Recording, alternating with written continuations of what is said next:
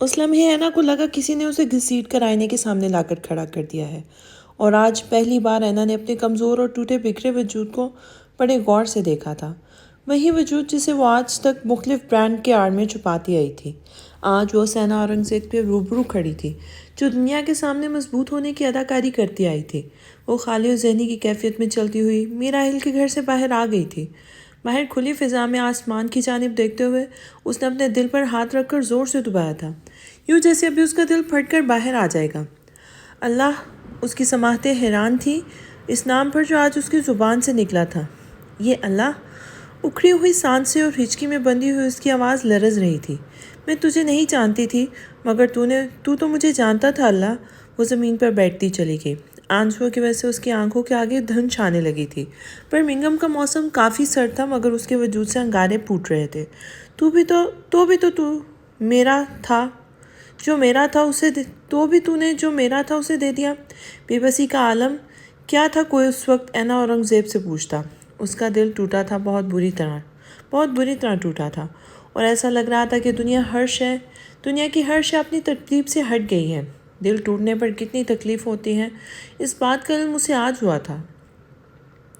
اینا کے جانے کے بعد دونوں کے درمیان کوئی گفتگو نہیں ہوئی۔ میراحل جب کمرے میں داخل ہوا تو دلاویز واش روم میں کپڑے تبدیل کر رہی تھی۔ وہ چپ چاپ کمرے میں آ کر یہاں سے وہاں چکر کاٹنے لگا تھا۔ وہ جب کپڑے تبدیل کر کے باہر آئی تو میراحل کی جانب متوجہ ہوئے بغیر اپنے کام کرنے لگی۔ اس نے دلاویز کے چہرے کے تاثرات کو غور سے دیکھا تھا۔ دلاویز کا چہرہ بالکل سپاٹ تھا، وہاں کوئی تاثر نہیں تھا۔ یا اللہ خیر، میراحل نے دل ہی دل میں کہا تھا۔ آہل نے بلند آواز میں زور سے گلا صاف کیا، مگر دلاویز نے دھیان نہیں دیا۔ وہ خاموشی سے کاؤچ پر بیٹھی اپنے ہاتھوں پر لوشن لگا رہی تھی۔ جیسے اپنا نام پکارے جانے پر دلاویز نے ٹھنڈے انداز میں میراحل کو دیکھا تھا تو وہ کچھ کہتے کہتے چپ ہو گیا تھا۔ شادی سے پہلے میراحل شیر ہوا کرتا تھا، اور اب دیکھو، اس نے دل ہی دل میں کوٹ کے بٹن پر انگوٹھا پھیرتے ہوئے سوچا تھا۔ جان میں سوچ رہا تھا کہ اس نے ایک بار پھر ہمت جمع کر کے بات کا آغاز کرنا چاہا، مگر دلاویز نے اسے پہلے ہی ٹوک دیا تھا۔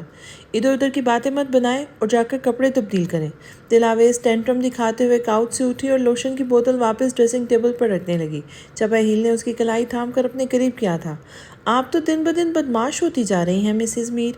میں تو اچھی خاصی شریف لڑکی سے شادی کی تھی۔ وہ دلاویز کو اپنے حصار میں لیتے ہوئے شرارت سے بولا تھا۔ اب میرا پالا بھی بدمعاشوں سے ہی پڑا ہے تو اس میں میرا کیا قصور؟ وہ سر جھکائے میراحل کی شرٹ کے بٹن پر انگلی پھیرتے ہوئے بولی تو میراحل نے کہکہا لگایا تھا۔ یہ ہوئی نا بات، ویسے بدمعاشی کافی سوٹ کرتی ہے تمہیں، دور سے معلوم ہوتا ہے کہ میراحل کی بیوی ہو۔ وہ اس کی گردن پہ جھکتے ہوئے شرارت سے بولا تھا، مگر مجھے اینا کو اتنے سخت الفاظ نہیں بولنے چاہیے تھے۔ وہ ایک دم اداس ہوئی تو میراحل نے گہری سانس لی تھی۔ تم نے جو کیا ٹھیک کیا دلاویز، اس نے دلاویز کا چہرہ اپنے دونوں ہاتھوں میں لیتے ہوئے کہا تھا۔ ہر انسان کو اپنی حد معلوم ہونی چاہیے، کیونکہ اگر انسان اپنی حدوں کا خیال نہیں رکھے گا تو پھر دوسروں کو رکھنا پڑے گا۔ تم نے جو کیا بالکل درست کیا، اس نے دلاویز کو تسلی دی تھی۔ میں نے کبھی بھی کسی قسم کی جھوٹی امید نہیں دی۔ میراحل کو اگر کسی سے محبت ہوئی ہے تو وہ تم ہو، اور یہ حقیقت وہ جتنی جلدی قبول کر لے اس کے لیے بہتر ہے۔ وہ دلاویز کی پیشانی پر مہر ثبت کرتے ہوئے مسکرا کر بولا تو دلاویز بھی تھوڑا سا مسکرائی تھی۔ شکر الحمدللہ آپ کے چہرے پر مسکراہٹ آئی بیگم، ورنہ ساری رات میں سولی پہ لٹکا رہتا۔ وہ ہنستے ہوئے بولا تھا۔ اچھا، میرا موڈ خراب ہونے کی وجہ سے آپ کیوں سولی لٹکے رہتے؟ بھول گئے، آپ تو میراحل ہے نا، ضدی، گھمنڈی، اینگری ینگ مین۔ ہاں، اس نے مستفسرانہ انداز میں بوئیں چکائی تھی۔ ہاں، میں تھا کسی زمانے میں ضدی، گھمنڈی اور اینگری ینگ مین، مگر پھر میری شادی ہو گئی۔ اب تو میں مسکین اور بے بس ہوں۔ صحیح کہا کرتا تھا مائک، وہ مصنوعی دکھ ظاہر کرتے ہوئے بولا تھا۔ او، کیا کہا کرتا تھا مائک؟ وہ اسے گھورتے ہوئے بولی تھی۔ یہی کہ شادی بہت خوبصورت تجربہ ہے اور سب کو کرنی چاہیے۔ اس نے فوراً بات بدلائی تھی۔ اوہ، اچھا، تبھی ابھی تک وہ خود کنوارا بیٹھا ہے نا؟ دلاویز نے دونوں ہاتھوں کو میراحل کی گردن کے گرد حائل کرتے ہوئے شرارت سے کہا تو وہ ہنسنے لگا۔ دلاویز، میراحل نے اس کی آنکھوں میں جھانکتے ہوئے اس کا نام محبت سے پکارا تو وہ تھم گئی تھی۔ تو میری کون سی نیکی کا صلہ ہو؟ اس نے آنکھیں موند کر دلاویز کو اپنے سینے سے لگاتے ہوئے کہا تھا۔ زندگی ہمیں جتنے دکھ دیتی ہے اتنے سکھ بھی دیتی ہے۔ عمر کے کسی بھی حصے میں، زندگی کے کسی بھی مقام پر وہ اپنے دی گئی تکلیفوں کی بھرپائی کر دیتی ہے۔ انسان کو خالی ہاتھ نہیں رکھتی۔ انسان اور زندگی کا لین دین آخری دم تک چلتا رہتا ہے۔ کیسی ہو جولی؟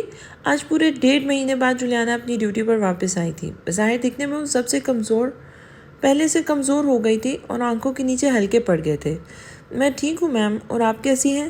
جولیانا کا میم کہنا دلاویز کو برا لگا تھا، مگر وہ جولیانا کی حالت کا بخوبی اندازہ لگا سکتی تھی۔ جب سے الحان کیا تھا وہ کافی چپ سی رہنے لگی تھی۔ دلاویز جانتی تھی کہ الحان اور اس کے درمیان کچھ تو ہوا ہے اور وہ دونوں دلاویز سے کچھ چھپا رہے تھے، مگر دلاویز نے اس بات کو کریدنے کی کوشش نہیں کی تھی۔ وہ سب پہلے ہی کافی کچھ جھیل چکی تھی۔ وہ نہیں چاہتی تھی کہ جولیانا الحان کے ذکر پر پھر سے ڈسٹرب ہو جائے۔ کچھ محبتیں بنا انجام کے ہی لکھ دی جاتی ہیں، آپ چاہ کر بھی انہیں پایا تکمیل تک نہیں پہنچا سکتے۔ یہ تو قسمتوں کے کھیل ہیں، یہاں دعائیں بھی اکثر کام نہیں آتی۔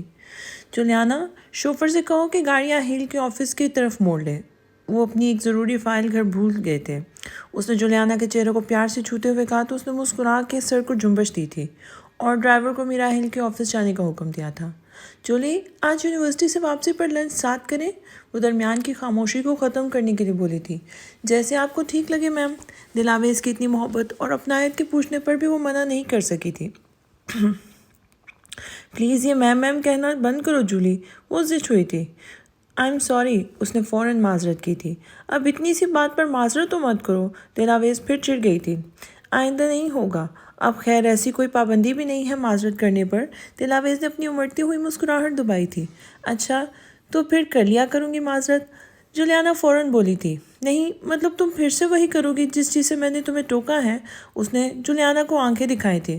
اوف دلاویز، اوف جولی، دلاویز نے اسی کے انداز میں کہا تو دونوں نے بروقت ایک دوسرے کو دیکھا تھا اور پھر دونوں ہنسنے لگی تھی۔ دلاویز نے اسے اپنے حصار میں لے کر اس کے سر پہ بوسہ دیا تو جولیانا نے بھی دلاویز کے گرد اپنے بازو لپیٹ لیے تھے۔ اس وقت جولیانا کو سب سے زیادہ دلاویز کے سہارے کی ضرورت تھی۔ اس کے دل پہ کیا بیت رہی تھی یہ محض جولیانا ہی جانتی تھی۔ اس 10 مہینوں میں پہلی دفعہ دلاویز آہیل کے آفس آئی تھی۔ جولی تم بھی چلو نا، وہ لب کاٹتے ہوئے بولی تھی۔ جی نہیں، آپ کا کام ہے، آپ خود کریں، اس نے صاف انکار کر دیا تھا۔ اللہ پوچھے گا تم سے جولی، اس نے جولیانا کے بازو پر ٹوکا دیا تھا۔ اس نے گاڑی سے اتر کر سر اٹھا کر شیشے سے ڈھکی اس بلند قامت عمارت کو دیکھا اور لرزتے قدموں کے ساتھ شیشے کے آٹومیٹک دروازے سے گزرتے ہوئے اندر ریسیپشن ایریا کی جانب بڑھ گئی تھی۔ ہیلو میم، ہاؤ میں ہیلپ یو؟ ریسیپشن پر موجود سنہری بالوں والی لڑکی چہرے پر مصنوعی مسکراہٹ لاتے ہوئے مستفسر ہوئی تھی۔ مجھے آہیل سے ملنا ہے، اس کو آفس کس فلور پر ہے؟ ریسیپشن پر موجود لڑکی کے تاثرات بدلے، وہ مسٹر آہیل کو اتنی سرسری انداز میں مخاطب کرنے پر چونکی تھی اور دلاویز اس کے تاثرات دیکھ کر مزید کچھ کنفیوز ہوئی تھی۔ میم آپ کی تعریف؟ سپاٹ چہرے کے ساتھ سوال کیا گیا تھا۔ مسز میر آہیل، اس نے جھجکتے ہوئے کہا اور ریسیپشنسٹ کرسی سے فوراً کھڑی ہو گئی تھی جیسے 440 واٹ کا جھٹکا لگا ہو۔ سوری میم، مسٹر میر کا آفس 16ویں منزل پر ہے، اس نے سامنے لفٹ کی جانب اشارہ کرتے ہوئے مسکرا کر کہا۔ اب کی بار اس کے تاثرات اکثر بدل چکے تھے۔ مصنوعی مسکراہٹ کی جگہ حیرت اور تعجب نے لے لی تھی۔ تھینک یو، وہ لفٹ کی جانب بڑھی تھی۔ لفٹ میں داخل ہوتے ہی اس نے 16 ہندسے کے بٹن کو دبایا تھا۔ جیسے لفٹ اوپر جا رہی تھی ویسے ویسے دلاویز کی دھڑکن نیچے آ رہی تھی۔ 2 منٹ بعد لفٹ 16ویں منزل پر جا کے ٹھہر گئی اور لفٹ کا دروازہ کھلا۔ لفٹ کے سامنے والے دیوار شیشے کی تھی جس پر دلاویز اپنا سر سے پاؤں تک دیکھ سکتی تھی۔ اس نے رک کر اپنے چہرے پر نظر ڈالی جس پر 12 بج رہے تھے اور پھر گہری سانس لی تھی۔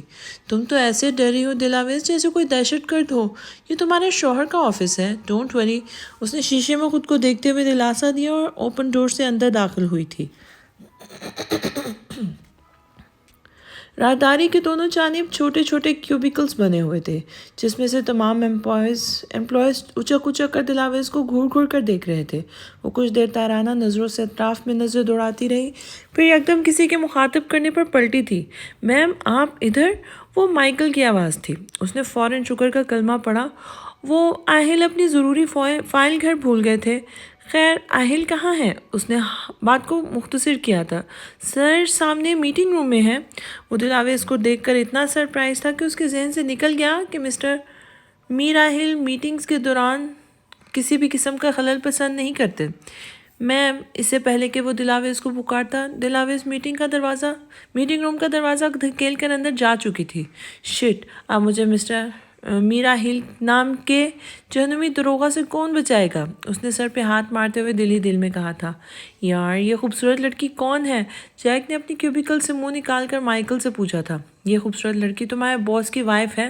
مائیکل گردن موڑ کر غصے سے آنکھیں دکھاتے ہوئے کہا تو جیک نے بنا کچھ کہے فوراً منہ اندر کر لیا تھا۔ دلاویز جیسے ہی میٹنگ روم میں داخل ہوئی تو وہاں پہ سبھی لوگ گردن موڑ کر دلاویز کو حیرت سے دیکھنے لگے۔ دلاویز کی نظر سربراہی کرسی پر بیٹھے میرا ہیل پر جا ٹھہری تھی۔ وہ آنکھیں سکوڑے سپاٹ چہرے کے ساتھ اسے گردن اکڑا کر غور سے دیکھتا رہا۔ اسی وقت کمرے میں اتنی خاموشی تھی کہ ایک سوئی بھی گرتی تو شور سنائی دیتا۔ لیو، میرا ہیل نے دلاویز کو دیکھتے ہوئے بلند آواز میں کہا تھا۔ سوری، وہ جھجکتے ہوئے واپس پلٹنے ہی لگی تھی کہ میٹنگ روم میں موجود تمام امپلائیز اپنی اپنی کرسیوں سے کھڑے ہو گئے اور ایک ایک کر کے باہر نکلنے لگے۔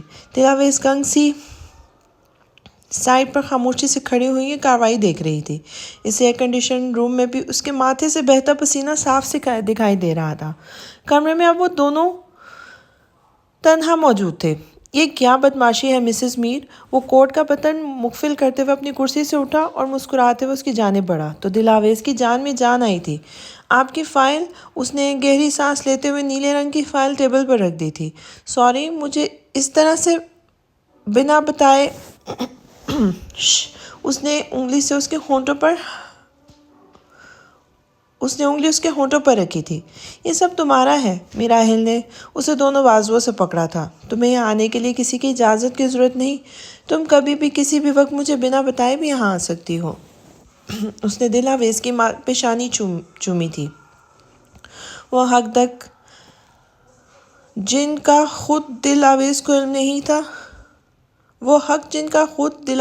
نہیں تھا اس کے ہیں۔ آہل نے کتنی محبت اور عقیدت سے ان کے حوالے کیے تھے۔ ان آنکھوں میں کیا ہے دلاویز؟ تم نے کبھی غور سے دیکھا ہے؟ میرا آہل نے تیز مزاجی سے اسے دیکھتے ہوئے کہا تھا۔ اسے جواب معلوم تھا مگر وہ خاموش رہی۔ اس کی خاموشی میں تمام جواب تھے۔ پھر بھی تمہیں گلہ ہے کہ میں نے کبھی تم سے آئی لو یو نہیں کہا؟ جی ہے، اس نے روٹھے پن سے کہا تھا۔ آپ نے ابھی تک صدق دل سے تصدیق کی ہے؟ مگر زبان سے اقرار بھی لازم ہے۔ وہ بھی مسز دلاویز میر تھی، ڈر سے مس ہونے والوں میں سے نہیں تھی۔ میرا ہیل نے ہار مانتے ہوئے ہنس کر گردن جھکا دی تھی۔ محبت کا تقاضا ہے کوئی بھی شے آدھی ادھوری قبول نہیں کرتی، چاہے دل ہو۔ یہ اظہار پورا طلب کرتی ہے۔ میں پہلے ہی آج بہت لیٹ ہو گئی ہوں۔ یس میم۔ میرا ہیل نے گلا کنگار کر آگے بڑھ کر دلاویز کے لیے دروازہ کھولا۔ ایسا کرتے ہوئے کیوبیکل سے جھانکتے امپلائیز نے آنکھوں میں ایک دوسرے کی جانب اشارہ کیا تھا۔ وہ دونوں آگے پیچھے چلتے کوریڈور سے گزرے اور لفٹ تک پہنچے تھے۔ اہل نے لفٹ کال کی۔ اس کا ہاتھ دلاویز کی کمر کے گرد حائل تھا۔ لفٹ کے دروازے کھلے اور دلاویز لفٹ کے اندر داخل ہوئی تھی۔ اس نے پلٹ کر الوداعی نگاہ اہل کے مسکراتے چہرے پر ڈالی اور اپنی ہتھیلی کو چوم کر اہل کو فلائنگ کس دی تھی۔ اہل کے چہرے پر معنی خیز مسکراہٹ پھیل گئی تھی۔ اس نے فلائنگ کس کو ہاتھ سے پکڑنے کی اداکاری کرتے ہوئے اپنے دل پہ رکھا تو دلاویز بلش کرنے لگی اور سیکنڈ میں لفٹ کا دروازہ بند ہو گیا تھا۔ میرا ہیل نے رک کر خود کو کمپوز کیا، بالوں میں ہاتھ پھیرا اور پھر اوپن ڈور سے اندر سیدھا میٹنگ روم کا رخ کیا تھا۔ مگر یکدم اسے احساس ہوا کہ کوریڈور کے ارد گرد ہلکے ہلکے قہقہے اور سرگوشی کی آوازیں آ رہی تھیں۔ اس کے چہرے کی مسکان سمٹی۔ اس نے چہرہ سپاٹ بناتے ہوئے پلٹا اور مائیکل کی جانب مستفسرانہ نظروں سے دیکھا تھا، جو خود آگے باندھے اپنی مسکراہٹ کو کنٹرول کرنے کی کوشش کر رہا تھا۔ مائیکل میرا ہیل کی نظروں میں موجود استفسار سمجھ گیا تھا۔ اس نے آنکھ کے اشارے سے اسے پیچھے گھومنے کو کہا۔ مائیکل کی نظروں کا تعاقب کرتے ہوئے اہل نے پیچھے پلٹ کر دیکھا تھا اور وہ یہ بات کیسے بھول گیا تھا کہ کوریڈور کی دیوار شیشے کی تھی، جو باہر سے سیاہ آئینہ معلوم ہوتا تھا مگر اندر سے لفٹ اور لابی کا منظر صاف دکھائی دیتا تھا۔ شٹ! میرا ہیل نے شرمندگی سے پیشانی کو چھوا تھا۔ مائیکل آج کی میٹنگ کینسل کر دو، بلند آواز میں حکم صادر کرتے وہ سیدھا اپنے آفس میں گھس گیا تھا۔ آفس کا دروازہ مقفل ہوتے اس کے منہ سے ہلکا سا کہکہا نکلا۔ اسے خود اپنی غفلت پہ ہنسی آئی تھی۔ ہنس ہنس کے میرا ہل کے جبڑے درد کر گئے تھے اور آفس سے نکلنے کی ہمت فی الحال اس میں نہیں تھی، کیونکہ پورا آفس سرگوشیوں میں اسی کے بارے میں باتیں کر رہا تھا۔ اس نے ٹیبل پہ رکھے پانی کا گلاس اپنے حلق میں انڈیلا اور دائیں ہاتھ کی جانب رکھا انٹرکام اٹھایا اور مائیکل کو کانٹیکٹ کیا تھا۔ جی باس، وہ محتاط انداز میں بولا تھا۔ اہل نے ٹیشو باکس سے ایک لیف کھینچ کر اپنے ہونٹوں کے کنارے خشک کیے تھے۔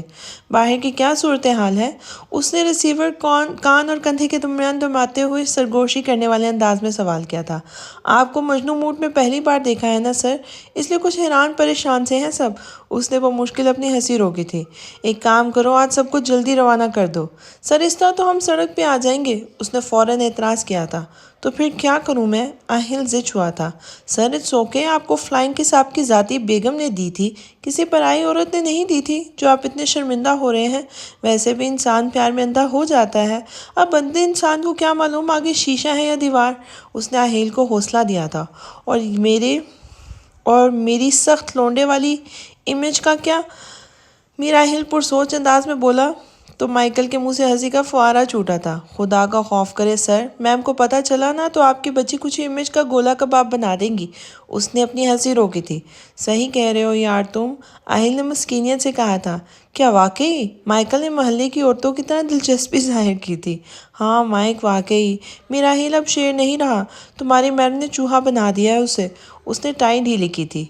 جی مجھے بھی اندازہ ہو ہی رہا ہے ویسے، وہ بڑے مزے سے اپنی کرسی سے ٹیک لگاتے ہوئے بولا تو آہیل کی بھوئیں تن گئی تھی۔ اوہ اچھا، کس بات کا اندازہ؟ آہیل نے اسے چیک کرنے کے لیے مزید کوریدا تھا۔ یہی کہ آپ باس سنگھم سے چوئنگم بن گئے ہیں، وہ مزے سے بولا تھا۔ گاسپس کے چسکے لینے میں وہ اتنا مگن تھا کہ میرا آہیل کی بدلتی ٹون کو نظر انداز کر گیا تھا۔ اوہ سنگھم سے چوئنگم، صحیح، اور کیا اندازہ ہوا؟ اس نے سنجیدگی سے پوچھا تو مائیکل اچھل کر فوراً سیدھا ہوا تھا۔ اور یہ کہ سر چاہے کچھ بھی ہو جائے ہمارے تو آپ ہمارے پہلے والے میرا آہیل رہیں گے نا، گھر اور آفس میں تو فرق ہوتا ہے نا سر۔ اس نے اپنا پھیلایا ہوا رائتا سمیٹنا چاہا مگر کوئی فائدہ نہیں تھا۔ بالکل ایسا ہی ہے مائک، اس نے ہاتھ کا مکہ بناتے ہوئے منہ پہ رکھا تھا۔ اور اب تم گھر میں تو ہو نہیں جو گلی محلے کی عورتوں کی طرح بیٹھ کے گاسپس کرو گے۔ جی سر، مائک نے اس کی بات سے نہ چاہتے ہوئے بھی اتفاق کیا تھا۔ اس لیے جس فائل پر جیک کام کر رہا ہے اس فائل پر اب تم کام کرو گے، اور اتنا ہی نہیں تبسم کی پریزنٹیشن بھی اب تم ہی کرو گے، وہ ہنسی روکتے ہوئے بولا۔ اور وہاں مائیکل نے ریسیور کو کان سے ہٹا کر مظلومیت سے گھورا جس میں اس درندہ صفت انسان کی آواز گونج رہی تھی۔ مائیکل حیات ہو یا صدمے سے آسمان کی سیر کو نکل گئے؟ وہ مائیکل کی خاموشی پر بولا تھا۔ نہیں سر، میں بہت ڈھیٹ ہوں، ایسے نہیں مرنے والا، اس نے دوبارہ ریسیور کان سے لگاتے ہوئے کہا اور اندر ہی اندر خود کو گالیاں دی تھی۔ چلو گڈ، اب تم تحمل سے کام کرو، میں چلتا ہوں۔ آج دلاویز نے ڈنر میں میرے لیے بریانی بنائی ہے، وہ جان بوجھ کر اسے چڑھانے کی غرض سے بولا تھا۔ ویسے سر یہ بہت غلط بات ہے سر، ہم جینیفر کی فائل پر بھی اب تم ہی کام کرو گے۔ مائک کو اپنی زبان کھولنے پر مزید پچھتاوا ہوا تھا۔ جی سر، بہت بہتر، اوپر والا آپ کے معدے کو بریانی ہضم کرنے کی توفیق عطا فرمائے۔ آمین مائک، آمین، وہ سر کر بولا تو میرا آہیل نے اپنا کہکہ بلند ہونے سے روکا اور فوراً ریسیور رکھ دیا تھا۔ میری زندگی میں آدھے مسئلے تو میری زبان کی وجہ سے ہیں، اب میں نے یہ زبان ہی کاٹ کے پھینک دینی ہے۔ مائیکل اب اپنے سامنے پڑی فائل کو ادھر سے ادھر پٹکتے ہوئے آہستگی سے بڑبڑایا تھا۔ اگر یہ بھی میرا آہیل نے سن لیا تو کہیں آفس میں موجود باقی تمام امپلائیز کا کام بھی اس غریب کے متھے نہ مار دیا جائے۔ میرا آہیل بڑی خوشگوار موڈ میں گھر کے اندر داخل ہوا تھا۔ اس کے ہاتھ میں ایک پیلے رنگ کا ڈیزی تھا۔ روز آفس سے واپسی پر میرا آہیل دلاویز کے لیے اس کا پسندیدہ پھول لانا اب معمول بن گیا تھا۔ عام طور پر اس وقت دلاویز کچن میں اس کے شام کی چائے اور خشک میوہ جات کے ساتھ کچھ سنیک بھی تیار کر رہی ہوتی تھی، اور پھر وہ دونوں خوشگوار ماحول میں بیٹھ کر ساتھ چائے پیتے اور اپنے دن بھر کی مصروفیات پر چرچا کرتے تھے۔ مگر آج خلاف توقع وہ کچن میں موجود نہیں تھی اور نہ ہی کمرے میں۔ میرا آہیل کو لگا جیسے وہ شاید باہر گئی ہوگی، مگر ملازم کے پوچھنے پر اسے معلوم ہوا کہ وہ تو گھر پہ ہی ہے۔ مگر حیرت کی بات تھی کہ وہ اسے اسٹڈی روم میں بھی نہیں ملی۔ پورا گھر چھاننے کے بعد پتہ کے بعد وہ چلتا چلتا لیونگ روم کے درمیان میں آیا اور ایڑیوں کے بل گھوم کر چاروں طرف دیکھا تھا۔ حیرت کی بات تھی کہ آج دلاویز گھر میں ہی موجود تھی تو کہاں تھی؟ وہ اس بات سے بھی عجیب بات یہ تھی کہ وہ کسی بھی ملازم کو اس کی عدم موجودگی کا احساس تک نہیں ہوا تھا۔ وہ اکثر ہی دن میں 3 سے 4 دفعہ کچھ وقفے کے لیے غائب ہو جایا کرتی تھی، مگر حیرت کہ آج تک خود بھی وہ اس بات پر دھیان نہیں دیا تھا۔ وہ تھک ہار کر لیونگ روم کے صوفے پہ بیٹھ گیا اور ہاتھ میں پکڑے پھول کو انگوٹھے اور انگلی کے درمیان گھماتے ہوئے خاموش نظروں سے پھول کو گھورنے لگا۔ اتنے میں اس کی نظر لابی میں موجود سفید رنگ کی دروازے کی جانب اٹھی تھی، جس کا دروازہ نیچے بیسمنٹ میں کھلتا تھا۔ یکدم اس کے ماتھے کی سلوٹیں گہری ہوئی تھیں۔ وہ فوراً صوفے سے اٹھا اور بے میرا ہل کے قدم اس دروازے کی جانب بڑھ گئے تھے۔ اس نے دروازے کے ہینڈل پہ ہاتھ رکھا اور دروازہ بنا کوئی آہٹ کیے کھلتا چلا گیا۔ میرا ہل کے پشت سے نکلتی روشنی بیسمنٹ کی روشنی کو منور کر رہی تھی۔ وہ آرام آرام سے سیڑھیاں اترنے لگا۔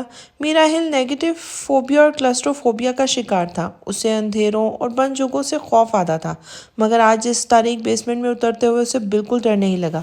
نہ ہی اس کو پسینے آئے تھے اور نہ ہی اس کا دل گھبرایا تھا۔ آخری سیڑھی پر آ کر اس کے قدم لمحہ بھر کو ساکت ہوئے تھے۔ اس نے بیسمنٹ کے بالکل آخر میں ہلکی سی روشنی دیکھی تھی اور کسی کا سایہ دیکھا، مگر درمیان میں کتابوں کے ریکس موجود تھے، جس کی وجہ سے وہ ٹھیک سے دیکھ نہیں سکا کہ وہاں کون ہے۔ دراصل یہ بیسمنٹ لائبریری کے طور پر استعمال کی جاتی تھی۔ میرا ہل کو کتابیں پڑھنے کے ساتھ ساتھ انہیں جمع کرنے کا بھی کافی شوق تھا، جس کی وجہ سے اس نے یہ لائبریری بنائی تھی، مگر خود بھی کبھی اس لائبریری میں قدم رکھنے کی ہمت وہ نہیں جٹا سکا تھا۔ جب بھی اسے کوئی کتاب بیسمنٹ سے منگوانی ہوتی تھی، وہ کسی ملازم کے ہاتھوں منگوا لیا کرتا تھا۔ اس کی زندگی میں بہت سی جنگیں تھیں جنہیں وہ لڑ رہا تھا، مگر کچھ مقام اور حالات ایسے تھے جہاں اس کی ہمت نے گھٹنے ٹیک دیے تھے۔ میرا ہل چھوٹے چھوٹے ڈگ بھرتا اس روشنی کی جانب بڑھنے لگا، کتابوں کے ریکس کے درمیان سے گزرتے ہوئے، اس نیم روشنی کی جانب بڑھتے ہوئے۔ اس نے ایک پل کے لیے بھی اپنی نظر اس گوشے سے نہیں ہٹائی تھی۔ درمیان سے فاصلہ مٹا اور آخری ریک کو کراس کرتے ہی میرا ہل نے دیکھا کہ دلاویز زمین پر سجدے کی حالت میں ہے۔ اسے کچھ سمجھ نہیں آیا اور اپنے خطا و سانوں کے ساتھ اسے دیکھا تھا۔ اس نے سرگوشی میں اللہ اکبر کہتے ہوئے سر اٹھایا اور پھر اللہ اکبر کہہ کر سجدے میں چلی گئی تھی۔ وہ گنگ سے اس کی پشت پر کھڑا منظر دیکھتا رہا تھا۔ اس کے دماغ کے تینوں خانے سن ہو گئے تھے، ہاتھ اور پیر ٹھنڈے ہو چکے تھے۔ میرا ہل کی سانسیں اور دل دونوں بھاری ہو گئے تھے۔ دلاویز نے السلام علیکم و رحمۃ اللہ پڑھ کے بائیں جانب اور پھر دائیں شانے کی جانب چہرے کا رخ کیا اور پھر دونوں ہاتھ دعا کے لیے اٹھائے اور پیچھے کڑے میرا ہل اس کے پیچھے ذرا سے فاصلے پر بنا کوئی آواز کے گھٹنوں کے بل بیٹھتا چلا گیا۔ وہ اس کا چہرہ نہیں دیکھ سکتا تھا، مگر اس کے بالوں کی مہک سونگھ سکتا تھا۔ اس کے آنکھوں کے پیالے ہلکی سی نمی کی زد میں آ گئے تھے۔ اتنے تحمل اور صبر سے اس نے اپنی بیوی کو پہلی بار نماز پڑھتے دیکھا تھا، اور اس منظر کو دیکھنے کے بعد اس نے اعتراف کیا تھا کہ وہ میرا ہل کو آج سے پہلے شاید اتنی خوبصورت نہیں لگی تھی جتنی آج اس ایک لمحے میں لگی تھی۔ اس لمحے کی حیرت اور اس کا دل بیان کرنے سے قاصر تھا، کیونکہ اس نے اتنا حسین منظر پہلے کبھی نہیں دیکھا تھا۔ یہ خوبصورتی کہ کون سی تعریف تھی، کون سا تقاضا تھا، جسے میرا ہل اپنی زندگی کے 28 سال ناعلم رہا تھا۔ دلاویز نے دعا ختم کر کے گردن موڑ کر میرا ہل کو دیکھا تھا۔ اس کی آنکھوں کی نمی اور چہرے پہ آئے تاثر کو دیکھ کر وہ نرمی سے مسکرائی تھی۔ نیم اندھیرے میں بھی دلاویز کے لونگ پر جڑا ہلکا سا ہیرا واضح طور پر چمکتا نظر آ رہا تھا۔ میرا ہل اس کے برابر میں رخ اس کے جانب کر کے بیٹھ گیا تھا۔ دلاویز نے چہرے کا رخ میرا ہل کے چہرے کی جانب کیا، مگر اب وہ نماز پڑھنے والے انداز میں بیٹھی تھی۔ تمہیں پتہ ہے دلاویز، میں ان 10 سالوں میں ایک بار بھی نماز نہیں پڑھی، ایک دفعہ بھی رب کے دربار میں سجدہ نہیں کیا۔ چہرے پر بہتے آنسو اور آنکھوں میں کرب لیے وہ اس کی جانب دیکھتے ہوئے کھوئے انداز میں بولا تھا۔ دلاویز نے اسے محض مسکرا کے دیکھا تھا۔ کامیابیاں میرے حصے میں آتی گئیں، میں اپنے خوابوں کی سیڑھیاں چڑھتا گیا۔ میرے پاس دنیا کی تمام آسائشیں تھیں، مگر میرا دل دلاویز اس نے اپنا ہاتھ دلاویز کے دل کے مقام پہ رکھا تھا۔ میرا دل ہمیشہ بے چین اور گھبراہٹ کا شکار رہتا تھا۔ اس نے رک کر ہچکی زدہ سانس اپنے اندر کھینچی تھی۔ میں نے اپنے ارد گرد آسائشوں کے ڈھیر لگا دیے مگر پھر بھی سکون نہیں ملا۔ وہ نہ جانے کیوں سے یہ باتیں کر رہا تھا جن باتوں سے وہ آج تک خود بھی پردہ کرتا آیا تھا، وہ باتیں جو بنا کسی شرم اور حجاب کے دلاویز کے سامنے بول رہا تھا۔ مجھے اندھیرے سے ڈر لگتا تھا تو میں ڈاکٹر کے پاس بھاگتا تھا، مجھے بند جگہوں سے گھٹن ہوتی تو میں ڈاکٹرز کی مدد کو پکارتا تھا۔ ڈپریشن، انگزائٹی، پینک اٹیکس، ان سب سے چھٹکارا حاصل کرنے کے لیے میں دوائیوں پر منحصر تھا۔ اس نے روتے روتے سر جھکا دیا تھا۔ مگر اپنی انا میں نے کبھی اس ذات کی جانب قدم نہیں بڑھائے جس نے مجھے دنیا کا سب سے خوبصورت تحفہ میری شریک حیات کی صورت عطا کیا۔ ہر شخص خدا کے بعد کسی دوسرے انسان پر منحصر ہوتا ہے اور اس کی زندگی میں وہ شخص دلاویز تھی۔ اس نے اپنا بازو دلاویز کے گرد حائل کرتے ہوئے اپنی پیشانی دلاویز کے کندھے سے ٹکا دی اور سسکیاں لے کے کسی چھوٹے سے بچے کی طرح رونے لگا۔ دلاویز نے مسکرا کر اپنی نرم ہتھیلی اس کے گیلے چہرے پر رکھی تھی۔ مجھے معلوم ہے آپ کو اندھیرے سے ڈر لگتا ہے، مگر مجھے یہ بھی معلوم ہے کہ آپ بند جگہوں سے گھبراتے ہیں، آپ کو ڈپریشن، انگزائٹی اور پینک اٹیکس کے مسائل بھی ہیں۔ مجھے سب معلوم ہے آہل، وہ اس کے گال کو نرمی سے سہلاتے ہوئے بولی تھی۔ آپ کو معلوم ہے میں آپ کی نظر سے دور بیسمنٹ میں اس کونے میں نماز کیوں پڑھتی تھی؟ اس کے ہونٹوں پر مسرت بخش مسکراہٹ تھی اور اس کی نظر جائے نماز پر ٹکی تھی۔ نہیں، میراحیل نے بنا سر اٹھائے کہا تھا، کیونکہ میں چاہتی تھی کہ آپ خود میری اچانک عدم موجودگی کو محسوس کرتے ہوئے یہاں تک آئیں۔ دلاویز کی بات سن کر اس نے چونک کر ہلکا سا سر اٹھا کے اسے دیکھا تھا اور اپنے سارے ڈر اور خوفوں کو خود شکست دے وہ تامل سے بولی تھی، آپ خدا سے نہیں بھاگ سکتے اور اپنی اور اللہ کے درمیان دیوار نہیں کھینچ سکتے۔ یہ وہ خلا ہے جسے ہر صورت ہر حال میں پورا ہونا ہے۔ دلاویز نے اپنا رخ مکمل میراحیل کی جانب موڑ لیا تھا۔ آپ نے کہا اندھیرے سے آپ کو ڈر لگتا ہے، پھر کیوں آپ اس تاریک بیسمنٹ میں چلے آئے؟ آپ نے کہا بند جگہوں سے آپ کو گھٹن ہوتی ہے، پھر کیا چیز تھی آہل جو آپ کو یہاں تک کھینچ لائی؟ وہ سوال پر سوال کر رہی تھی اور وہ لاجواب سا بیٹھا اسے سن رہا تھا۔ آپ نے کہا آپ نے پچھلے 10 سالوں میں ایک دفعہ بھی سجدہ نہیں کیا، پھر مجھے سجدے میں دیکھ کر آپ کی آنکھیں کیوں نم ہو گئیں؟ وہ کون سا احساس تھا جو آپ کو اپنے گھٹنوں پر لے آیا؟ میراحیل کی ہتھیلیاں پسینے سے بھر گئی تھیں۔ دلاویز کی باتیں اس کی روح جھنجھوڑ رہی تھیں۔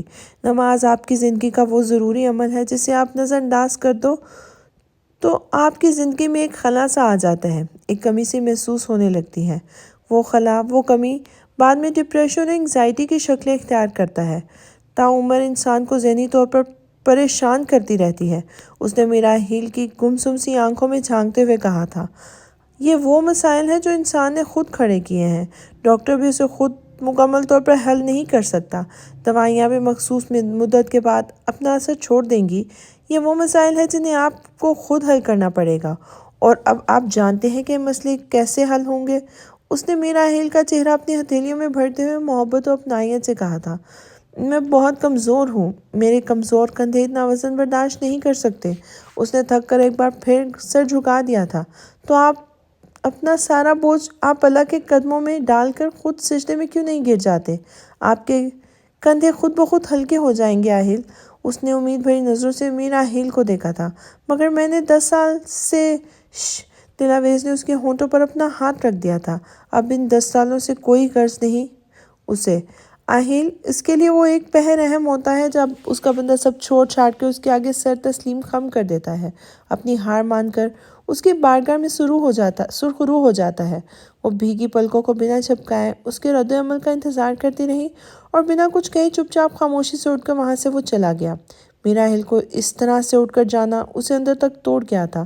دلاویز نے دل برداشتہ ہو کر آنکھیں بند کر لیں۔ اس کی آنکھوں سے آنسو روزاروں قطار بہنے لگے تھے۔ اس کا دل بری طرح مجروح ہوا تھا۔ اس کی کوئی بات، کوئی الفاظ میراحیل کو قائل نہ کر سکے تھے، اس کے برسوں سے جلتے زخموں پر مرہم نہ بن سکے تھے۔ اس نے روتے روتے اپنا چہرہ دونوں ہتھیلیوں میں چھپا لیا تھا۔ ابھی چند لمحے اور سرکے تھے کہ اچانک اسے اپنے قرب میں کسی کی موجودگی کا احساس ہوا تھا۔ وہ میر راحیل تھا جو اس کے برابر میں زمین پر جائے نماز بچھا رہا تھا۔ اس کی شرٹ کے دونوں آستین اور پائنچے ہلکے سے بھیگے تھے۔ میں نماز بھول چکا ہوں دلاویز۔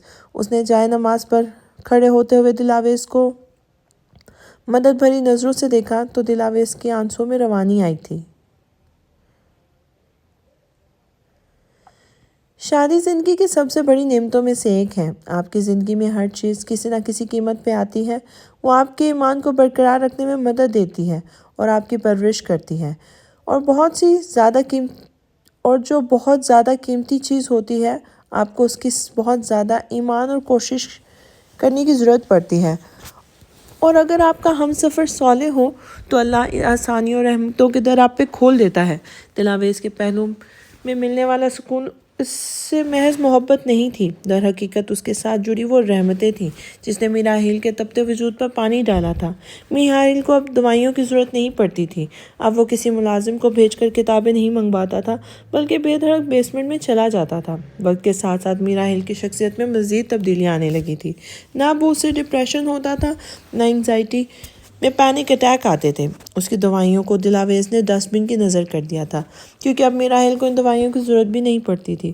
اس کے اندر یہ تبدیلی مائیکل نے واضح طور پر نوٹ کی تھی، مگر اس نے راحیل سے ان تبدیلیوں کی وجہ نہیں پوچھی تھی۔ وہ پہلے ہی سے جانتا تھا یہ سب کی وجہ کیا ہوگی۔ آخر کار میر راحیل اپنی خامیوں سے لڑنے میں کامیاب ہو گیا تھا۔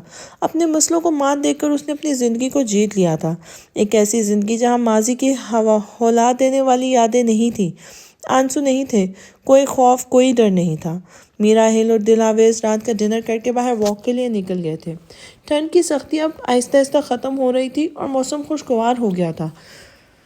ایجسٹن کی سڑکیں رات کے اس پہر خاموش ہو جاتی تھی اور گرمیوں میں اس کی خوبصورتی میں مزید 4 چاند لگ جاتے تھے۔ چاند کی روشنی میں وہ دونوں سڑک کے کنارے ایک دوسرے کے ہاتھ میں ہاتھ ڈالے واک کر رہے تھے۔ اس سڑک پر اکا دکا لوگ ہی نظر آ رہے تھے۔ سڑک کے دونوں جانب کی اسٹریٹ لائٹس روشن تھی اور سڑک کی دوسری جانب کے ایک چھوٹا سا پارک بھی تھا جہاں جھولے لگے ہوئے تھے۔ وہاں کچھ بچے ایک دوسرے کے پیچھے بھاگتے دوڑتے نظر آ رہے تھے۔ پاس لگی بینچوں پر ان کے ماں باپ بیٹھ کر ان کو ہنستا مسکراتا کھیلتا دیکھ رہے تھے۔ میر راحیل کو دور سے یہ منظر بہت خوبصورت لگا تھا۔ دل میں ایک نئے ارمان نے سانس لی تھی۔ اس نے بنا کچھ کہے دلاویز کے ہاتھ پہ اپنی مضبوط گرفت کی تو دلاویز نے مسکرا کر نظریں نیچے کر لی تھی۔ اس کی آنکھیں پڑ چکی تھی۔ زندگی میں سب کچھ ٹھیک چل رہا تھا، بس ایک ننھے مہمان کی کمی تھی۔ میر راحیل کو حیرت ہوئی کہ آج سے پہلے اس کے دل میں خیال کیوں نہیں آیا۔ خیر، بچوں کی ماں سے فرمانے سے فرصت ملتی تو بچوں پہ بھی دھیان جاتا۔ وہ دونوں ایک دوسرے کا ہاتھ تھامے سڑک کراس کرنے لگے جب 3-4 بائکس زن سے ایک ساتھ ایک کے بعد ایک تھوڑے تھوڑے فاصلے سے گزری تھی۔ اس نے ہلکی سی چیخ مار کر میر راحیل کا بازو کس کے پکڑ لیا تھا۔ یا اللہ، انگلینڈ میں بھی شپاٹر لونڈے، اس نے حیرت سے دل پکڑتے ہوئے کہا تھا۔ شپاٹر؟ میر راحیل نے چونک کر گردن ترچھی کر کے دلاویز کو دیکھا جو ابھی ابھی سڑک کے اسی سمت دیکھ رہی تھی جہاں وہ بائکس غائب ہوئی تھی۔ اس نے لفظ شپاٹر پر اپنی تاحیات میں پہلی دفعہ سنا تھا۔ آپ کو نہیں معلوم یہ شپاٹر کون ہوتے ہیں؟ اس نے حیرت سے راحیل کو یوں دیکھا جیسے اردو کی کتاب میں شپاٹر نام کا کوئی نصاب موجود ہوگا۔ نہیں دلاویز، وہ ابھی تک جیسے شوق میں تھا۔ آپ کو کیسے نہیں معلوم ہوگا؟ میں بتاتی ہوں یہ شپاٹر کون ہوتے ہیں۔ وہ دونوں اب سڑک کے پارک کے حدود میں داخل ہو چکے تھے۔ شپاٹر لڑکوں کی سب سے بڑی پہچان یہ ہوتی ہے کہ یہ لوگ کبھی بھی تنہا نہیں نکلتے، ہمیشہ 4 سے 5 لوگوں کی ٹولیوں میں نکلتے ہیں، جیسے سڑک ان کے باپ کی ہو۔ اس نے شانے اچکائے تھے۔ راحیل کو دلاویز کی بات سن کر حیرت کا جھٹکا لگا تھا۔ یہ اس کی بیوی کس زون میں چلی گئی ہے؟ اب کسی کا سکون برباد کرنا ہو، کسی کو دل کا دورہ پڑوانا ہو یا پھر کسی کی روح قبض کرنی ہو تو پھر ان پر شپاٹروں کی فوج نازل کر دو، بس قصہ تمام۔ وہ دونوں ہاتھوں کو آپس میں جھاڑتے ہوئے بولی تھی۔ یکدم آگے سے شودوں سے بائک پر نکلتے ہیں اور سامنے والے کا دل چھاتی پھاڑ کر باہر۔ اف! وہ جذباتی انداز میں منہ بنا کر راحیل کو ایکسپلین کر رہی تھی۔ اور آپ کبھی ان کی بائکس کا کلر نوٹ کیجیے گا۔ نہیں، مطلب آنکھوں کی بینائی چلی جائے گی اگر جو ان کی بائک کو کھلی آنکھوں سے دیکھ لے کوئی۔ لال، ہرے، اورنج، یک! میراحیل نے چھرچھری لی تھی اور جتنا بیکار ان کی بائک کا رنگ ہوگا اتنی ہی خراب ان بائکس پر بیٹھے لڑکوں کی شکلیں ہوں گی، بالکل کیکڑا نما۔ ان کی شکلیں دل آویز کے ذہن میں ابھری تو اسے ابکائی آنے لگی تھی، اور نہ جانے ان کے بائک کے انجن میں کون سا جانور پھنسا ہوتا ہے۔ انسان کو بہرا کرنا ہو تو ان کی بائک آگے سے گزار دو، زندگی بھر کے لیے بہرا ہو جائے گا۔ میراحیل نے اپنا سر پکڑ لیا تھا، کہاں وہ بچوں کے بارے میں سوچ رہا تھا، کہاں یہ دل آویز فضول سے ٹاپک پہ گفتگو کر رہی تھی۔ اور ان کے بال، اف، آپ کو کبھی بھی نارمل لوگوں جیسے نہیں دکھیں گے۔ ان کے بال بھی ان کے بائک کے رنگ جیسے ہوں گے، لال، پیلے، نیلے۔ چھی، میں تو اپنے بیٹے کو کبھی بھی ایسے بال نہیں رکھنے دوں گی۔ روانی میں منہ سے نکلی بات پر وہ لمحہ بھر کے لیے ٹھٹک گئی تھی، اور وہ دونوں واکنگ ٹریک پہ چلتے چلتے یکدم رک گئے تھے۔ میراحیل نے ایک بار پھر اس کے ہاتھ میں ہاتھ ڈالا تو دل آویز چھم گئی تھی۔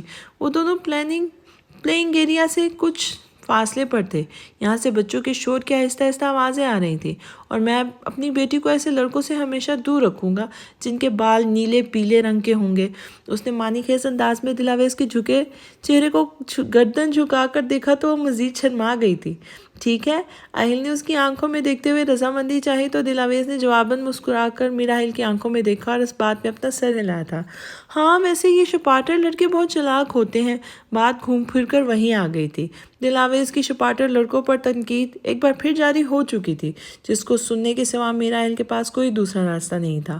وہ دونوں ایک دوسرے کے ایک بار پھر ہاتھ میں ہاتھ ڈالے چاند کی روشنی تلے ٹریک پر واک کرتے ہوئے آگے نکل گئے تھے۔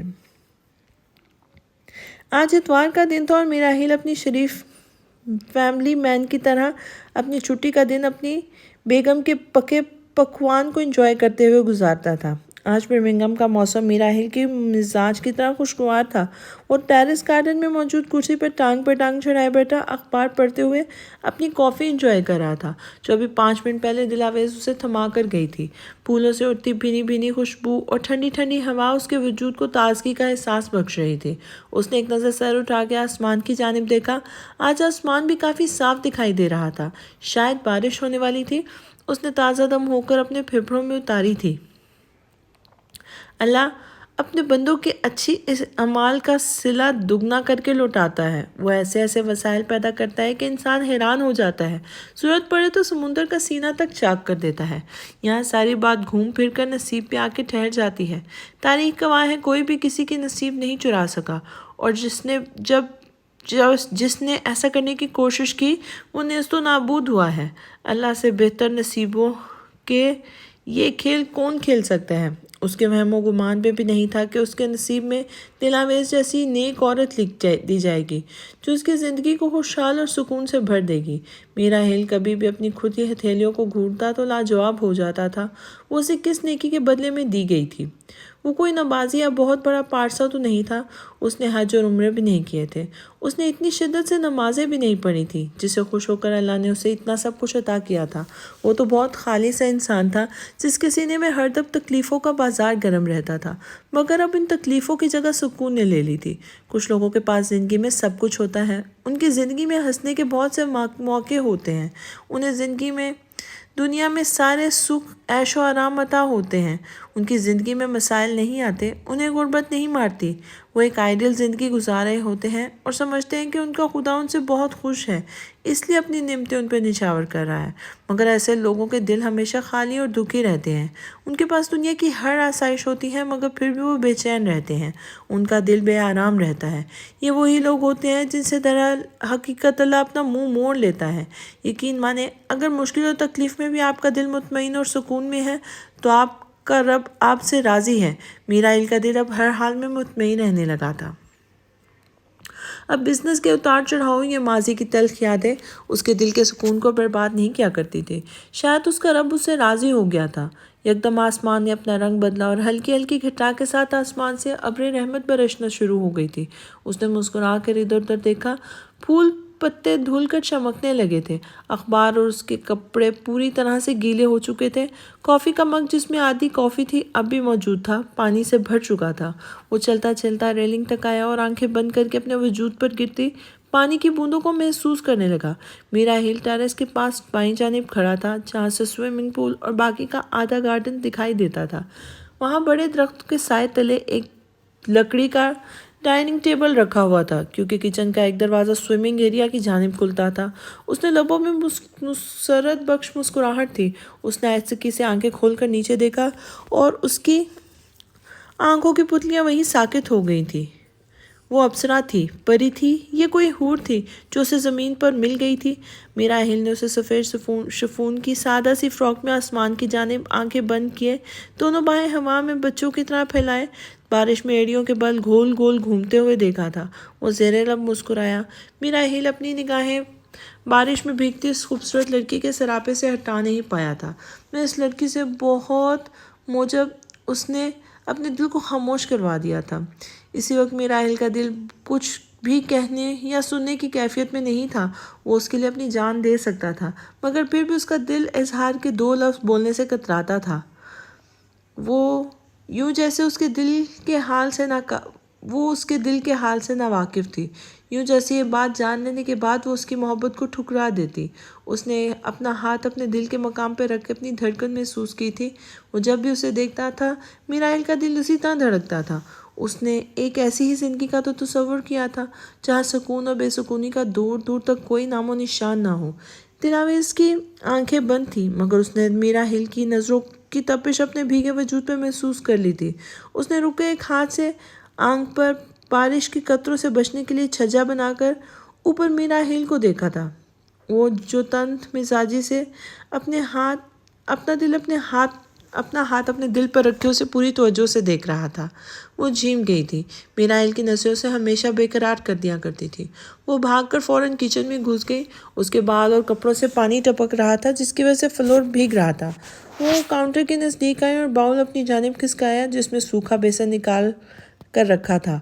उसे अंदाज़ा था कि बारिश हो सकती है, इसलिए वो किचन में पकोड़े बनाने की तैयारी पहले से कर रही थी। उसने पानी का जग उठाया, बेसन में पानी घोलने लगी थी। जब मीराहिल किचन में दाखिल हुआ था, उसने ग्रे कलर का ट्राउज़र और स्याह रंग की टी शर्ट पहनी हुई थी, जिसके ऊपर के 2 बटन खुले हुए थे, बाल बिखरे हुए थे और माथे पे गिरे हुए थे। वो किचन काउंटर की दूसरी जानिब खड़ा था। दिलावेज़ उसकी नज़रों का इत्तेकाद समझते हुए एक कदम पीछे हुई थी, मगर मीराहिल के जज्बात से लबरेज आंखों ने उसके कदम जंजीर किए थे। बाहर बारिश ज़ोर शोर से बरस रही थी और इस बारिश में दिलावेज़ का वजूद पानी पानी हो गया था। मीराहिल ने जग से पानी उंडेल कर बेसन में डाला और एक नज़र दिलावेज़ के झुके चेहरे को देखा था। I need help. मीराहिल ने दूसरा हाथ दिलावेज़ की जानिब बढ़ाया और दिलावेज़ ने बिला तौक़ुफ़ उसके मजबूत हाथ में अपना हाथ रख दिया था। दुनिया में सबसे महफूज कोई जगह थी तो वो मीराहिल का दिल था। हवा में गीली मिट्टी की खुशबू 4 सू फैल चुकी थी। ग्लास डोर से बाहर नज़र डालो तो बारिश की तेज़ी में कमी आ चुकी थी। नर्म और आरामदेह एडजस्टिंग काउच पर वो दोनों बड़े सुकून से एक दूसरे के पहलू में नीम दराज थे। दिलावेज़ ने अपना सर मीराहिल के कसरती बाजू पर टिका रखा था। वो दोनों मूवी देख रहे थे और साथ साथ चाय और मिक्स पकौड़ों और समोसों पर भी हाथ साफ कर रहे थे। बज़ाहिर दिलावेज़ की नज़रें सामने स्क्रीन पर जमी थी, मगर जहन न जाने किन सोचों में गलता था। मीराहिल ने उसकी खामोशी को महसूस करते हुए नज़र तिरछी करके उसके सभी चेहरे को देखा, तो उसने नज़र उठाकर आहिल की जानिब देखा और हल्का सा मुस्कुराई थी। आप मुझसे शादी नहीं करना चाहते थे ना? उसने बेमकसद ही पूछ लिया था। हाँ, तब मेरा दिमाग ख़राब था जब मैं तुमसे शादी नहीं करना चाहता था, बट थैंक्स टू बी जान। उसने झुक कर दिलावेज़ की ठोड़ी को चूमा था। उस रात आपके और बी जान के दरमियान क्या गुफ्तगू हुई थी आहिल? वो पाँव ज़मीन पर रखकर सीधी हुई थी। किस रात? वो अब भी नीम दराज स्क्रीन को देख रहा था। बी जान के इंतकाल के एक रात पहले वो मीराहिल को लगा उसकी सांसों के साथ दुनिया भी साकित हो गई थी। वो हनूज स्क्रीन को घूरता रहा और दिलावेज़ मीराहिल को बज़ाहिर पुरसुकून नज़र आ रहा था, मगर आहिल के सपाट चेहरे पर लाखों अनकही दास्तानें रकम हो गई थी। बीजान को आपसे क्या बात करनी थी आहिल? वो गर्दन मोड़े उसे सवाल कर रही थी, मगर मुकाबिल उसे नहीं कुछ और ही देख रहा था। शायद अंधेरे में गुम होते किसी के साए को, और फिर खून में रंगी उन लाशों को जिन्हें उसने खुद दफनाया था। मैं आपसे पूछ रही हूँ और आपको मूवी देखने से फुर्सत नहीं है? वो उसकी खामोशी और लाइन में से उसे जिच कर रही थी। मीराहिल ने पास रखे स्नैक्स की ट्रे को दूर खिसकाया और हाथ झाड़ते हुए दिलावेज़ के करीब आया और काउच के किनारे पर टिक कर बैठी हुई थी जो।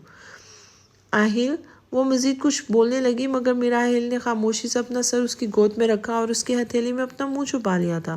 دلاویز اسے سمجھنے کی کوشش کر رہی تھی کہ اسے اپنی ہتھیلی پر گرم پانی کی بوندیں پھسلتے ہوئے محسوس ہوئی تھی۔ وہ یکدم حیران ہوئی اور مزید کچھ کہے بغیر دلاویز اسے اپنے احسار میں قید کیا تھا۔ میراحیل کو اضطراب میں دیکھ کر اس کا دل و دماغ سن ہو گیا تھا۔ آہیل کی بے چینی کے آگے دلاویز نے ہتھیار ڈال دیے تھے۔ بارش ایک بار پھر جم کر برسنے لگی تھی۔ ہوا میں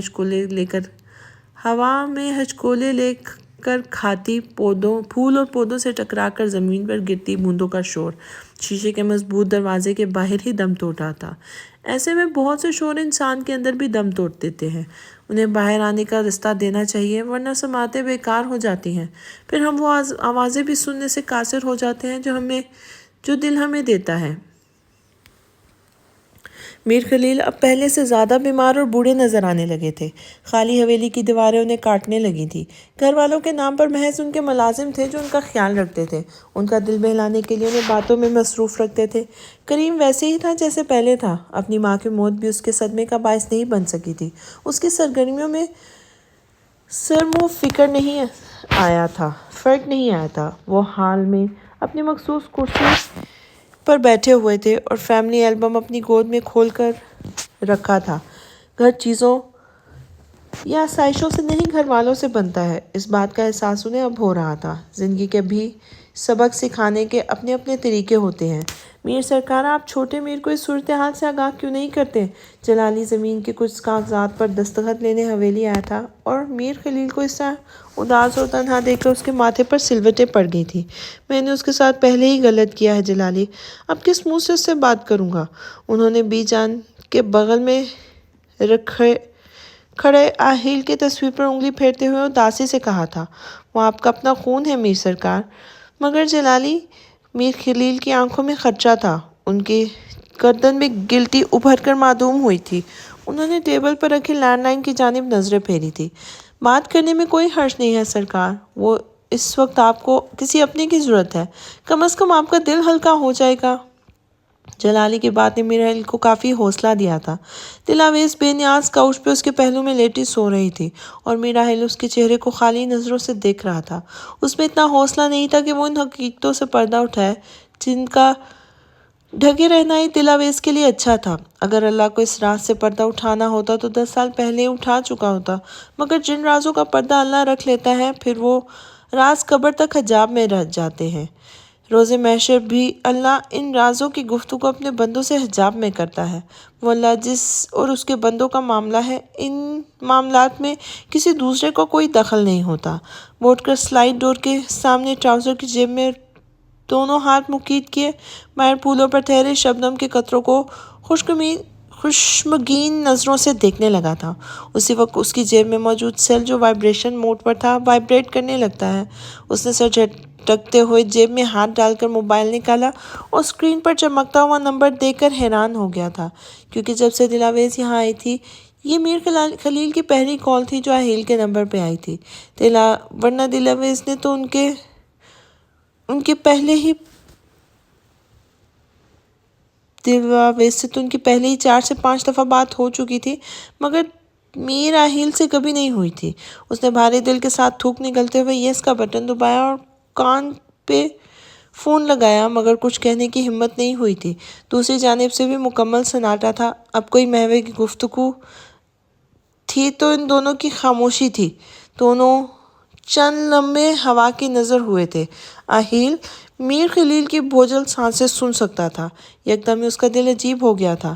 آہیل، اتنی بے بسی سے آج تک اسے کسی نے نہیں پکارا تھا۔ جی، اس کے منہ سے لفظ چاچو نہیں نکلا تھا۔ میر خلیل نے گہری سانس خلق سے خارج کی تھی۔ بیٹے، تیری چاچی اور ایماں، وہ اپنی روداد سناتے رہے اور میراحیل وہاں برف کا مجسمہ بنا سنتا رہا۔ اس دوران میر خلیل بہت بار ٹوٹے، ان کے الفاظ ڈگمگائے، لفظوں نے ساتھ چھوڑا، مگر وہ خاموش نہیں ہوئے۔ دل کے تمام چھالے پھاڑتے گئے اور میر خلیل نے ایک بار بھی انہیں روکنے کی کوشش نہیں کی تھی۔ ایک وقت تھا جب وہ تنہا تھا اور میر خلیل نے اسے مزید تنہا کر دیا تھا، اور آج کا وقت ہے جب وہ تنہا تھے مگر میر خلیل نے انہیں تنہا نہیں کیا تھا۔ کچھ دیر بعد کال منقطع ہوئی تو وہ خالی نظروں سے نہ جانے کتنی دیر موبائل اسکرین کو گھورتا رہا تھا۔ دلاویز کے پکارنے نے اسے دوبارہ زندگی کی جانب متوجہ کیا تھا۔ اس نے پلٹ کر دلاویز کی جانب دیکھا تھا۔ وہ نیم غنودگی میں اسے پکار رہی تھی۔ اس نے موبائل سائڈ ٹیبل پر رکھا اور اس کے پاس کاؤچ پہ جا کے بیٹھا تھا۔ دلاویز کی پشت میرا ہیل کی جانب تھی۔ آہل نے مسکرا کے اس کی سلکی بالوں میں اپنی انگلیاں پھیری تو دلاویز نے کروٹ بدلی تھی۔ کیا ہوا آہل؟ آپ کچھ ڈسٹرب نظر آ رہے ہیں۔ اس نے ہلکی سی آنکھیں وا کر کے اسے دیکھا تھا۔ اس نے نفی میں سر ہلایا تھا۔ مجھے آج تم پہ بہت پیار آ رہا ہے۔ وہ خوشمگین انداز میں مسکرایا تو وہ بھی مسکرائی تھی۔ لگتا ہے ٹھنڈ آپ کے دماغ کو لگ گئی ہے۔ وہ ذرا سا سمٹی تھی۔ ٹھنڈ تو لگ گئی ہے، مسکراتے ہوئے اپنی پیشانی دلاویز کی پیشانی سے لگائی تھی۔ سب کہتے ہیں اب میں پہلے جیسا نہیں رہا۔ وہ دوبارہ اس کی آنکھوں میں جھانکتے ہوئے بولے تھے۔ درست کہتے ہیں۔ وہ اس کی بات سمجھ گئی تھی۔ ویسے کیا کہتے ہیں آپ کو سب؟ دلاویز نے محض چھیڑنے کی غرض سے پوچھا تھا۔ یہی کہ میرا ہیل رن مرید ہو گیا ہے۔ وہ ہنس پڑی تھی۔ اینا اورنگزیب نے اپنا حال پاگلوں سے بھی زیادہ بدتر کر لیا تھا۔ کوئی بھی اسے دیکھتا تھا تو دیوانہ سمجھتا تھا۔ پتہ نہیں یہ کون سی محبت تھی جس نے اس کا اور اس کے ارد گرد کے تمام لوگوں کا جینا محال کر دیا تھا۔ وہ اپنے کمرے میں زمین پر چت لیٹی ہوئی تھی، دونوں ٹانگوں کو کینچی کی صورت بیڈ پہ ٹکا رکھا تھا۔ وہ خاموشی سے بس چھت کو گھورتی جا رہی تھی جب اورنگزیب عالمگیر کمرے کا دروازہ کھول کر اندر آئے تھے۔ ان سے اپنی بیٹی کی حالت دیکھی نہیں کی تھی۔ یہ کیا حالت بنا لی ہے تم نے اینا؟ وہ گھٹنوں کے بل اینا کے سر کے پاس بیٹھ کر بولے تھے، مگر آگے سے کوئی جواب نہیں آیا تھا۔ اینا، انہوں نے اس کے بکھرے بالوں میں شفقت سے انگلی ہاتھ پھیرتے ہوئے اسے پچکارا تھا۔ آہیل، اس نے سسک کر کہا تھا۔ مجھے آہیل چاہیے ڈیڈ۔ آنسوؤں کا قطرہ اینا کے آنکھ کے کنارے سے بہہ رہا تھا اور اورنگزیب کے حلق سے دل برداشتہ سی سانس خارج ہوئی تھی۔ وہ شادی شدہ ہے اینا۔ وہ فوراً سے اٹھ کے بیٹھ گئی تھی۔ پلیز ڈیڈ، اس سے بات کریں، وہ مان جائے گا۔ اس نے بے بسی سے اپنے باپ کے دونوں ہاتھوں کو تھام کر کہا تھا۔ وہ نہیں مانے گا اینا، پلیز۔ انہوں نے مزاحمت کی تھی۔ آپ اپنی بیٹی کے لیے میراحل سے بات نہیں کر سکتے ڈیڈ؟ پلیز ڈیڈ، میں آپ کے پاؤں پکڑتی ہوں۔ اینا نے دیوانہ وار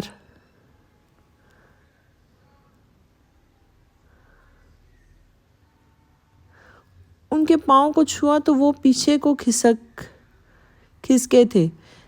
بیٹا ضد مت کرو، وہ تمہارا نہیں ہو سکتا۔ انہوں نے اسے آج سے پہلے ایسی حالت میں نہیں دیکھا تھا۔ کسی بھی باپ کے لیے اپنی اولاد کو ایسی حالت میں دیکھنا اذیتناک ہوتا ہے۔ ہو سکتا ہے ڈیڈ ایک بار آپ کوشش تو کریں، میں آپ کے ساتھ ہاتھ جوڑتی ہوں، پلیز مجھے آہل لا کر دے دیں، ورنہ پلیز میں مر جاؤں گی ڈیڈ۔ وہ اپنا سر اورنگزیب کے ہاتھوں پہ ٹکا کر چیخ چیخ کر رونے لگی تھی۔ اگر وہ مجھے نہیں ملا تو میں مر جاؤں گی ڈیڈ۔ کیا آپ اپنی بیٹی کو مرتا ہوا دیکھ سکیں گے؟ وہ روتے روتے سوال کر رہی تھی اور وہ بے بسی سے اینا کو دیکھ رہے تھے۔ وہ اسے کیسے سمجھاتے کہ اس بار وہ جس چیز کی کر رہی ہے وہ چیز نہیں ہے، ایک انسان ہے۔ اگر آہل مجھے مل گیا نا ڈیڈ، تو میں وعدہ کرتی ہوں کہ میں پھر کبھی آپ سے کسی بھی چیز کے لیے پریشان نہیں کروں گی، پرومس۔ وہ چھوٹے بچے کی طرح اپنے باپ کو آہل سے بات کرنے کے لیے منا رہی تھی۔ میں اپنا لائف سٹائل بالکل بدل دوں گی ڈیڈ، پلیز۔ وہ اپنا آپ کھونے لگی تو اورنگزیب نے گھبرا کر ہتھیار ڈال دیے تھے۔ ٹھیک ہے، میں اس سے بات کروں گا۔ اینا کا وجود ساکت ہو گیا تھا۔ آپ کریں گے بات آہل سے؟ اس نے نکاہت سے اورنگزیب کی آنکھوں میں دیکھا تھا۔ ہاں میری جان، میں بات کروں گا آہل سے، وہ بے بسی سے بولے تھے۔ پرومس؟ اینا یقین دہانی چاہتی تھی اور ایسا کرتے ہوئے اس کے چہرے پہ بلا کی معصومیت تھی۔ Promise honey, promise. اب یہ سن کر اینا کی تڑپ کو قرار سا آ گیا اور وہ نڈھال سی باپ کے بازو میں گری تھی۔ میں وعدہ کرتا ہوں اپنی بیٹی سے، میں میراحل سے بات کروں گا، اسے منانے کی کوشش کروں گا۔ اپنی بیٹی کے لیے مجھے جو کچھ کرنا پڑا، داؤ پہ لگانا پڑا، میں لگاؤں گا۔ وہ اینا کا چہرہ اپنے سینے سے لگایا اس کے بالوں کو سہلاتے ہوئے کرب سے بول رہے تھے اور وہ اینا کی بوجھل پلکیں آہستہ آہستہ بند ہونے لگی تھی۔ میراحل اورنگزیب عالمگیر کو اپنے آفس میں دیکھ کر چونکا تھا۔ خیریت مسٹر عالمگیر؟ کون سی ضرورت آپ کو یہاں کھینچ لائی؟ وہ سیدھے ہوتے ہوئے بولا، جبکہ اورنگزیب عالمگیر ابھی ٹیبل سے کچھ فاصلے پہ کھڑے تھے۔ وہ ایک مضبوط شخصیت کے مالک تھے، مگر اس وقت کافی پریشان اور بوجھل سے دکھائی دے رہے تھے۔ میرا اس بات سے انکار نہیں کروں گا، مجھے یہاں میری ضرورت ہی کھینچ لائی ہے، یا پھر شاید مجبوری۔ وہ اپنا کوٹ کا بٹن کھولتے ہوئے آہیل کے بمقابل کرسی پہ بیٹھے تھے اور آہیل کی بھویں تن گئی تھی۔ میں سن رہا ہوں، وہ دونوں کہنیاں کرسی کے بازوؤں پر ٹکا کر پیچھے ٹک لگاتے ہوئے بولا۔ اورنگزیب نے آہستگی سے گندا کھنگارا تھا۔ میں یہاں تم سے اینا کے حوالے سے بات کرنے آیا ہوں۔ اینا کا نام سنتے ہی آہیل کے ماتھوں پر ماتھے پر شکن پڑ گئے۔ میں جانتا ہوں اس وقت اس طرح سے تمہارے آفس میں آ کر اپنی بیٹی کے حوالے سے بات کرنا غلط ہے، سراسر ان پروفیشنل ہے، مگر میری بیٹی نے مجھے مجبور کر دیا ہے۔ انہوں نے گہری سانس لی اور آہیل نے پہلو بدلا تھا۔ اسے اندازہ ہو گیا تھا کہ اورنگزیب کیا بات کرنے آئے ہیں۔ آپ اچھے سے جانتے ہیں میں ایک شادی شدہ مرد ہوں، پھر بھی آپ مجھ سے بیٹی کی بات کر رہے ہیں۔ اسے اورنگزیب کی جرأت پر حیرت ہوئی تھی۔ میں سب جانتا ہوں آہیل، دیکھو اگر تم چاہو تو یہ سارے مسئلے حل ہو سکتے ہیں، مگر معلوم ہے تمہاری شادی کن حالات میں ہوئی تھی۔ یہ تو تمہارا بڑا پن ہے کہ تم نے ایک ایسی عورت کو اپنے ساتھ رکھا ہوا ہے جو تمہیں بالکل پسند نہیں بلکہ زبردستی تم پر تھوپی گئی ہے۔ اورنگزیب کی بات پر میرا آہیل کے جبڑے بھیج گئے تھے، مگر وہ چپ چاپ خاموشی سے ان کی بات سنتا رہا تھا۔ تمہیں جو چاہیے میں تمہیں دوں گا، یہ سب اینا کا ہی تو ہے۔ تم بھلے اپنی بیوی کو مت چھوڑنا، بلکہ میں اپنی کچھ پراپرٹی بھی تمہاری بیوی کے نام کر دوں گا۔ اس سے زیادہ اور کیا چاہیے ہوگا اسے؟ اس معمولی سی لڑکی کو میرا آہیل نے ضبط سے مٹھیاں بھیجی تھی۔ تو پھر آپ مجھ سے اپنی بیٹی کی زندگی میں شامل ہونے کے لیے ڈیل کرنے آئے ہیں؟ اس نے اپنا لہجہ سرسری بناتے ہوئے کہا تھا۔ اورنگزیب میرا آہیل کے تاثرات پر دھیان دیے بغیر اپنی گفتگو جاری رکھے ہوئے تھا۔ تمہیں کہاں ملے گی ایسی عورت جو تم پہ اپنا سب کچھ قربان کرنے پہ راضی ہے؟ اینا اورنگزیب، وہ ٹیبل پہ دونوں ہاتھ باہم رکھتے ہوئے ذرا سا پیچھے کو جھکے تھے۔ برمنگھم کے 10 ملینئر میں سے ایک کی بیٹی ہے، اور وہ جس پہ انگلی رکھے گی اس کے قدموں پر نثار ہونے کے لیے تیار ہو جائے گا، مگر پھر بھی اس نے تمہیں پسند کیا ہے۔ اس کے جذبات کی قدر کرو میرا آہیل۔ انہوں نے امید بھری نظروں سے آہیل کی سپاٹ نظروں کو دیکھا تھا، جو آنکھوں کی پتلیوں سکیڑے اورنگزیب کو خاموش نظروں سے دیکھ رہی تھی۔ اس خاموشی میں بلا کی سزا تھی، بلا کی سختی تھی، خوف تھا۔ آئی ہوپ میری بات تمہیں بری نہیں لگی ہوگی۔ اورنگزیب عالمگیر نے اس کی خاموشی کو محسوس کر کے تھوک نکلتے ہوئے فوراً اپنے لہجے کی تصدیق کی تھی۔ آہیل خاموشی سے مسکرایا، مگر یہ بات محض آہیل ہی جانتا تھا کہ اس مسکراہٹ میں سامنے بیٹھے شخص کے لیے کتنی نفرت تھی۔ یہ موقع محل نہیں تھا، ورنہ میرا آہیل اورنگزیب عالمگیر کی ایک ایک لفظ کا حساب سود سمیت واپس دیتا، جو بھی انہوں نے میرا آہیل کی بیوی کے لیے کہے تھے۔ اس ویکینڈ اینا کی برتھ ڈے ہے، جس کی خوشی میں بہت بڑی پارٹی دے رہا ہوں۔ تم اگر پارٹی میں آئے تو میں سمجھ جاؤں گا کہ تم نے میری بات مان لی ہے۔ وہ مسکرائے، مگر آہیل نہیں مسکرایا تھا، اور مجھے پورا یقین ہے کہ تم اس پارٹی میں ضرور شرکت کرو گے۔ وہ کرسی سے کھڑے ہوتے ہوئے بولے۔ میرا آہیل بھی اپنی پاور سیٹ سے کھڑا ہوا تھا۔ انہوں نے اپنے کوٹ کا بٹن مقفل کرتے ہوئے مسافے کے لیے ہاتھ آگے بڑھایا، جسے کچھ لمحے میرا آہیل خاموشی سے دیکھتا رہا۔ اورنگزیب کشمکش کی کیفیت میں اسے دیکھتے رہے تھے۔ انہیں یہ رد عمل عجیب سا لگا تھا۔ پھر آہیل نے معنی خیز انداز میں مسکراتے ہوئے ان کے انتظار کرتے ہاتھ کو تھاما تو ان کی جان میں جان آئی تھی۔ اورنگزیب عالمگیر متاثر کن انداز میں مسکرائے تھے۔ ان کے آفس سے نکلتے ہی میرا آہیل کے چہرے پر نمودار تاثرات سخت ہو گئے تھے۔ ڈیڈ، آپ کے آہیل سے کیا بات ہوئی؟ ابھی وہ گھر میں ٹھیک سے داخل بھی نہیں ہوئے تھے، اور اینا دیوانوں کی طرح ان پر لپکی تھی۔ ہنی، آنے تو دو اپنے ڈیڈ کو۔ وہ ٹائی ڈھیلی کرتے ہوئے مسکرائے تھے۔ پلیز ڈیڈ، اور سسپنس مت بڑھائیں۔ وہ مصنوعی ناراضگی سے بولی تو انہوں نے معنی خیز نظروں سے اینا کے چہرے کو دیکھا تھا، اور اینا نے غور سے ان کے چہرے پر رقم تاثرات کو سمجھنے کی کوشش کی تھی۔ ڈیڈ، کیا آہیل نے منع کر دیا ہے؟ اس نے اپنے دل میں ابھرتے خدشے کو ظاہر کیا تھا۔ نہیں، وہ مسکرائے، اور اینا کے چہرے کے تاثرات یکدم بدلے تھے، لیکن انہوں نے سانس لینے کا وقفہ لیا تھا۔ آہیل ایک کامیاب اور سمجھدار بزنس مین ہے، اور وہ اتنی بہترین آفر ٹھکرائے گا بھی نہیں۔ انہوں نے نظریں اینا کے چہرے پر جمائی تھی۔ اس کی شکل پر ایک رنگ آ کے گزر گیا تھا۔ اس کا مطلب؟ اینا کے آواز میں حیرت اور خوشی دونوں شامل تھے۔ یس سویٹ ہارٹ۔ انہوں نے اس کا سرخ چہرہ اپنی ہتھیلیوں میں لیتے ہوئے اس کے گمان کو حقیقت کے پیکر میں بدلا تھا۔ ڈیڈ، جن آنکھوں میں کچھ دیر پہلے حیرت تھی، اب وہ جگہ خوشی نے لے لی تھی۔ اس کی آنکھیں چمکی اور پرجوشی سے باپ کے سینے سے لگ گئی تھی۔ آئی لو یو ڈیڈ، وہ ان کے گال چومتے ہوئے خوشی سے چیخی تو وہ ہنسنے لگے تھے۔ یو ٹو مائی ہارٹ، میری بیٹی کا برتھ ڈے ہے اور یہ تحفہ میری طرف سے۔ انہوں نے اس کی پیشانی چومی تھی۔ یہ میری زندگی کا بیسٹ برتھ ڈے گفٹ ہے ڈیڈ، تھینک یو سو مچ، وہ ایڑیوں کے بل بچوں کی طرح گھومتے ہوئے خوشی سے بولی تھی۔ اب جاؤ اور اپنے برتھ ڈے کی تیاری کرو، وہ اس کے گال کو نرمی سے چھوتے ہوئے بولی تھی۔ یس یس، میں اپنے اسپیشل ڈے پہ سب سے زیادہ اسپیشل دکھنا چاہتی ہوں، وہ چہکتے ہوئے بولی تھی۔